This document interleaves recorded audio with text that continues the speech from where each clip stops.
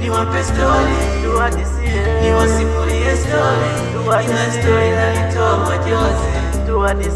Jamani niwape story, niwape story, niwasimulie story, ina story inanitoa machozi.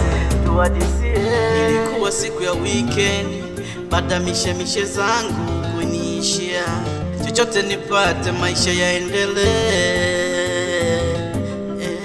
Nimechili na washikaji zangu mtani nakoishi, tunapanga mipango, aya maisha vipi sisi tutawini.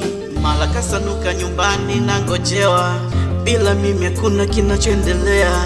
Niko na baby mpya anasubiria, tunapambana kwa shida na raha. Mdogo mdogo njiani, nafika tu nyumbani, naambiwa nahitajika kituoni. Kosa silijui, atanitetea nani? Tanitetea nani? Jamani niwape story, niwape story, niwasimulie story, ina story inanitoa machozi.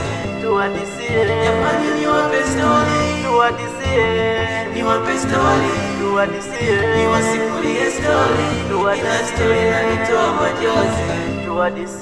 Nikafatwa na mafande kama watatu, wakanipiga vilungu kama vitatu. Akili yangu ikaanza kuwa fyatu, nikajikuta naanza kukimbia nyatu nyatu. Mala nikasikia askari na koki mashine, nikasema hibala. Ikabidi nikubali, nifike mpaka kituoni. Kufika pale kituoni, mkuu wa kituo na hasira na mimi. Jamani niwape story, niwape story, niwasimulie story, ina story inanitoa machozi. Jamani niwape story, niwape story, niwasimulie story, ina story inanitoa machozi. Kumbe demu naishi naye, demu naishi naye mimi. Kumbe demu naishi naye, kumbe pisi ya mkuu wa kituo.